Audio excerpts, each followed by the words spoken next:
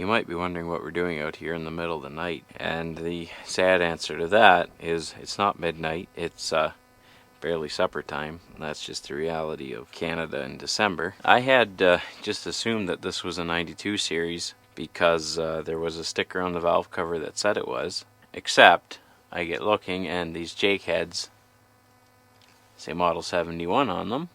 That's kind of one red flag there. The second one was the injectors are, I believe they say N75. That seemed to be more of a 71 series thing. What do you know? It's also freezing rain right now, which makes this all that much more unpleasant. Yeah, 92 should have the serial number right in this location. So that means it should be right there. Yeah, there's definitely numbers there, so this is actually a genuine 318, and I remember when I bought the truck, he told me it had a 318 in it. You think that might have been a big clue. But then the valve cover, and I was looking at it, and I was like, oh, hang on, and it's actually 92. And I was kind of bummed out about that because I wanted the 71, because I'd love to have a V12, or I'd love to have a bell housing for a V12. This is actually good news if this is a 318. So the serial number should be 7087, 7087, which means a 71 series V8 vehicular, and then the last four are 7508 RC custom spec, and then 08 is. So we have that much figured out. It's just a regular 318. We're gonna go work on the rack. It's still gonna be stuck, I'm sure. Well, not as stuck.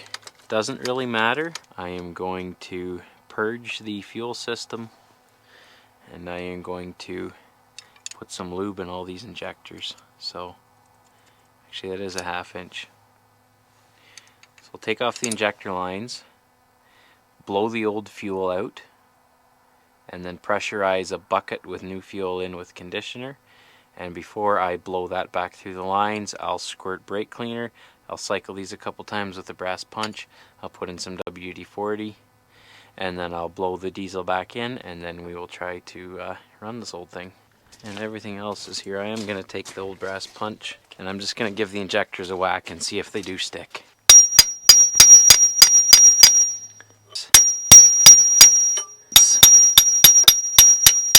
So that doesn't seem to be a problem on this side currently. Alright, we'll watch that spring. But this one, I mean, you can hear it. You can hear that high-pitched ping. These first two injectors are stuck, but I'm still a little bit confused as to why it pulled the throttle pedal right to the floor when it took off. I am not an expert. I am not even a mechanic. I just really like getting my hands dirty and figuring out how things work. And on something like this, that parts are relatively easy to come by and cheap. And I do know we have guys like Two Stroker out there that can help me out in a pinch and tell me exactly what I'm doing wrong, like thinking that this was a 92. You know what, while I'm on a roll here, I think I'm just going to keep going with that nice yellow gunky biodiesel. Never seen the likes until I started going down there and put the old nozzle in the truck, and greeny yellow and no good, especially in the winter time. It'll gel up on you. The rain's kicking up a notch now. You might be able to see it on camera.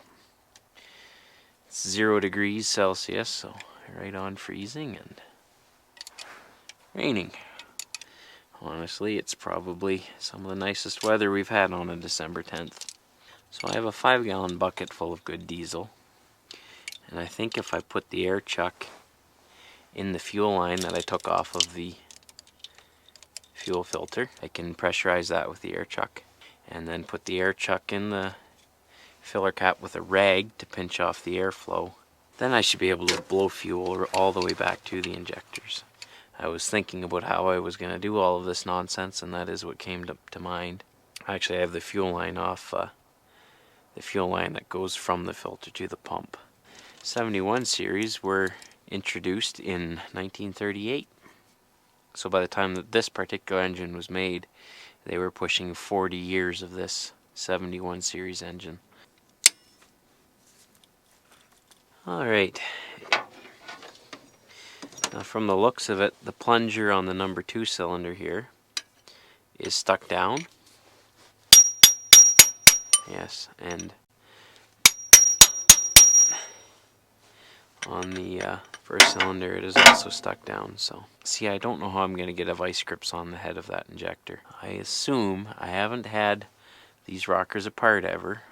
Just clarifying, I do not know what I'm doing, and that will allow me to flip the rock. Alright, I'm going to run in and grab a 11/16 socket and ratchet.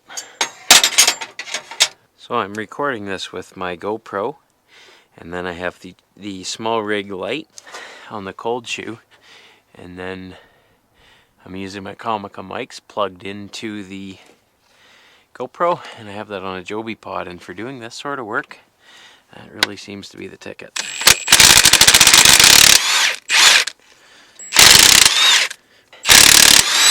And I'm gonna have to pull these both anyway. So this is a set, and this is a set. These are the master cylinders here, and these are the slaves, and then these little jumpers here connect them, the oil pressure, and Bob's your uncle. Disconnect the wire off of that. Okay, I need this for my 92 because someone really farmered that. Like I said, this is my first time. Okay, yeah, and then the rockers flip up like so, and that looks more like a 9/16 holding the injector in here on that. I don't know if they call it a crow's foot.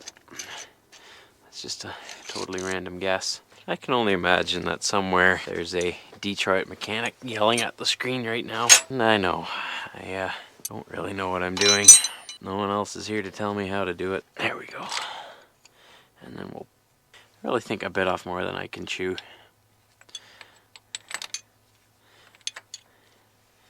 Okay, this should be able to come out.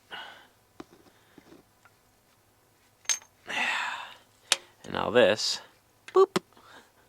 Duh. That should have been screamingly obvious. And then, I guess just for fun, we'll pull this side too. You are not going to end up on the ground, mister. So I'll be right back again. One moment. I guess the moral of the story is, if you're going to work on your trucks in the wintertime, don't drop them 300 feet from your tools if you want to enjoy life. By the way, 3/4 inch impact. Should probably give you a trigger warning. Normally I would do this by hand, but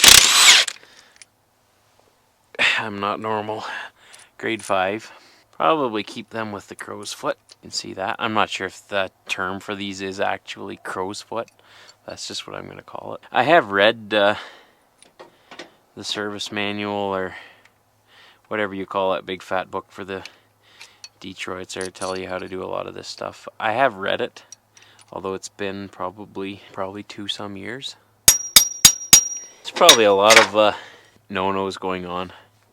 Stiletto, hammering on a socket. Yeah, the Jake head actuates on this set of valves. So that's why it has a big pad and a little pad, because this one will go through so much more abuse. Anyone else feel like walking 600 feet? I do. I don't even know what to retorque the rocker arms to. That's all for another day. My fingers are getting cold.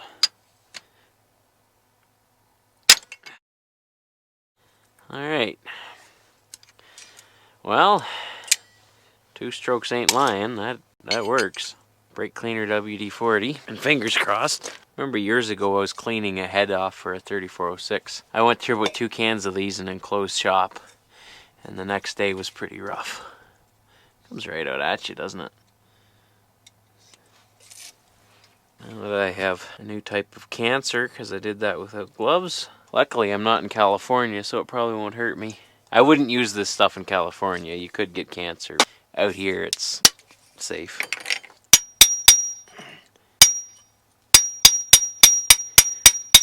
Now, of course, I can't see it squirting, but that's the assumption we're going to run on.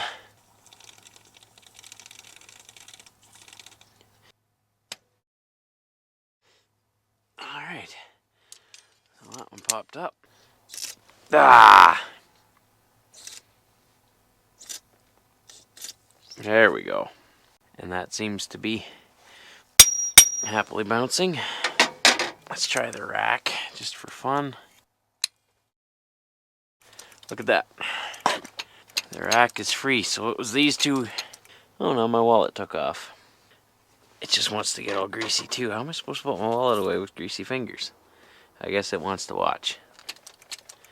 Alright, so we are going to put the crow's foot back on, not torque it, because I don't know how, and I don't have a torque wrench here. I think actually what I'll do is I'll assemble, but not farther than that. I'll take the fuel lines off the other side, and we'll try to, I'll put WD-40 in each injector. That should be good enough. Okay. Hopefully I didn't get any fuel in any of these blind holes. And luckily, none of the oil galleries are big enough to lose parts down. Alright. That is on. At least the freezing rain stopped. One thing I noticed is that this hole is beveled inward, so take a look at the washer. It is also kind of beveled. I guess when you're putting on the crow's feet, make sure you put that washer on the right way. This obviously goes here, and this one goes here.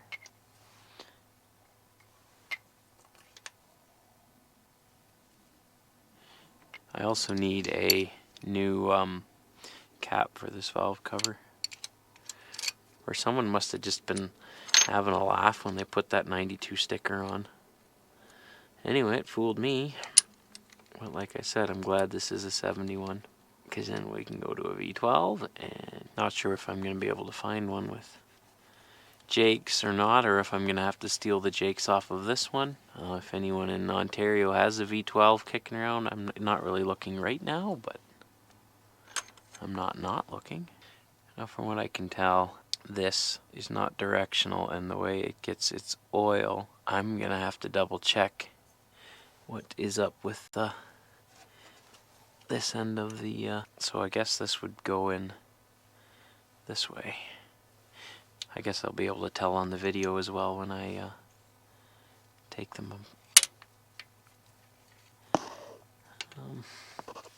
Can't really see these without taking them off, but the copper in there does look good. So slide, match. Yep, and then this one there, and then make sure we get that the right way. Drop that through, and then the oil should come up from the bottom, and then it'll be lined up with this, and then oil will get to all three rockers. That looks like I got that all right. There we go. Beauty. I really got to check what the deal is with this brass plug.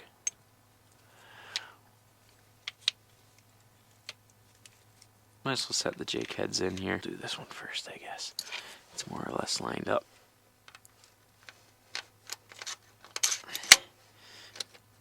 Alright, that one's in.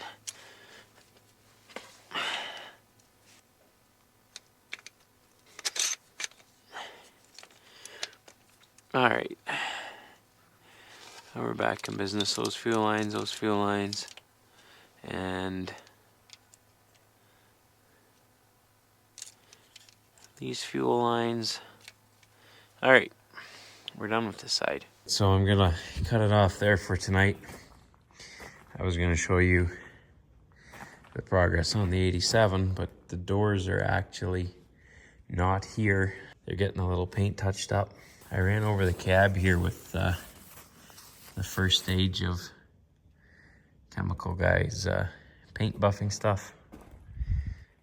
The camera doesn't pick it up too good, but in real life it looks quite nice.